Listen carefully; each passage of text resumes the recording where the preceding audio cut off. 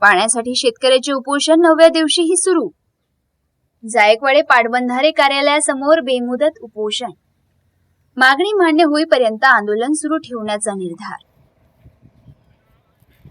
जायकवाडी पाटबंधारे विभागाच्या चारीतून शेतीला पाणी मिळावे या प्रमुख मागणीसाठी आष्टी येथे शेतकऱ्यांचे बेमुदत उपोषण 9व्या दिवशीही सुरू आहे. जायकवाडी कॅम्प येथील पाटबंधारे कार्यालयासमोर दिनांक 18 ऑगस्ट पासून हे आंदोलन सुरू असून संबंधित विभागाने अद्याप ठोस कारवाई न केल्याचा आरोप शेतकऱ्यांनी केला आहे. जायकवाडी शाखा क्रमांक 12, आष्टी येथील वितरण नलिका क्रमांक 41, सबमायनर क्रमांक 3 व वितरण नलिका क्रमांक 1 अंतर्गत गट क्रमांक 63 मधील शेतकऱ्यांना पूर्वी चारीद्वारे पाणी मिळत होते. त्यामुळे ऊस, केळी व इतर पिकांचे उत्पादन घेऊन शेतकरी कुटुंबाचा उदरनिर्वाह करीत होते. मात्र पाणी पुरवठा बंद झाल्याने शेती कोरडवाहू होऊन पिकांचे मोठे नुकसान झाल्याचे शेतकऱ्यांचे म्हणणे आहे. शेतकऱ्यांच्या म्हणण्यानुसार जायकवाडी विभागाने दिनांक 20 मार्च 2026 रोजी पोलीस बंदोबस्तात पाण्याची चारी तयार करून दिली होती. मात्र दिनांक 11 जून रोजी ही चारी बंद करून जमीन वहितीस आणण्यात आली. यामुळे गट क्रमांक 63 मधील अनेक लाभधारक शेतकरी पाण्यापासून वंचित राहिले आहे. पाण्याची चारी पूर्ववत करून शेतीला पाणी उपलब्ध करून द्यावे या मागणीसाठी वारंवार अर्ज करूनही कार्यवाही न झाल्याने शेतकऱ्यांनी आंदोलनाचा मार्ग स्वीकारला आहे. पांडुरंग दौलतराव कवडे, शिवाजी लक्ष्मणराव झुटे, विकास उद्धव झुटे, किशोर बालासाहेब नाईक नवरे व गोविंद चव्हाण हे आष्टी कार्यालयासमोर बेमुदत उपोषणाला बसले आहे. तर बालासाहेब शिवाजी झुटे, नवनाथ परमेश्वर झुटे, विष्णू नामदेव कवडे आणि संतोष सुभाष झुटे हे पैठण येथे आमरण उपोषण करीत आहे. मागण्या मान्य होईपर्यंत उपोषण सुरूच ठेवण्याचा निर्धार शेतकऱ्यांनी व्यक्त केला आहे. मारेगाव वार्ता शेख मुनीरभाई, आष्टी, परतूर. तर हे आपलं उपोषण कशासाठी सुरू आहे? पाण्यासाठी. चारी दुरुस्ती. बरं. सारी मोडी. तर तुमच्या शेतीचं नुकसान वगैरे झालेलं समजा. हो.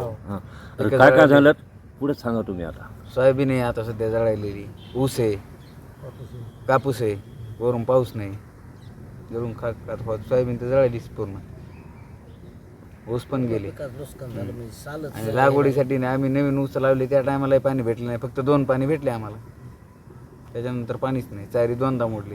एकदा केली, अगोदर पूर्ण केली होती, 12 दिवस उपोषण केलं त्या टायमाला आम्ही. त्यावेळेस चारी बनवून दिली त्यांनी पोलीस प्रोटेक्शन मध्ये. म्हणजे उपोषण चारीसाठी तुम्ही याच्या अगोदर बी केलेलं समजा. हे दुसरं उपोषण आहे. 12 दिवस त्या टायमाला केलं होतं. ते वारंवार उपोषण करण्याचं कारण काय? परत चारी मोडली त्यांनी. म्हणजे पहिल्यांदा आम्ही उपोषण केलं. उपोषण केल्याच्या नंतर पाटबंधारे विभागाने आम्हाला चारी बनवून दिली पोलीस प्रोटेक्शन मध्ये. बनवून दिल्याच्या नंतर त्याने 1-1.5 महिन्यामध्ये परत चारी मोडली. कोणी मोडली चारी? शेजारी आमच्या वरले शेजारी. परत आता खाली आम्हाला डबल उपोषणाला बसावं लागलं चारी मोडली. आपलं गाव कोणतं? जवळा. तालुका आपले पाथरी, जिल्हा परभणी. आणि ही सारी तुमच्या आष्टी याच्यामध्ये येते का? हो. तर आज कितवा दिवस आहे तुमचा उपोषणचा? 9वा दिवस आहे. मग तुमचं उपोषण सोडण्यासाठी कोणी आलं का नाही? आश्वासन वगैरे काही, फोन वगैरे काही? नाही, कोणीच काहीच नाही. आले ते पैठणहून, पण त्यांनी काही त्याच्या आमचं समाधान झालं नाही. ते आमची मागणी मान्य केली नाही, त्याच्यामुळे आम्ही सोडलं नाही. बरं, आता तुमचं उपोषण कवर चालणार आहे? जोर काम पूर्ण होत नाही तोपर्यंत. जोर मिळत नाही तोपर्यंत चालणारच आहे. आपलं नाव काय? किशोर बालासाहेब नाईक. गाव जवळ, जवळ, तालुका पाथरी, जिल्हा परभणी. आपण पाहिलं आष्टी येथे 9वा दिवस हा उपोषणचा सुरू आहे आणि सर्व शेतकरी बांधव बसलेले आहेत. पण यांच्या उपोषणाची अजून शासनाने कुठली दखल घेतली नाही.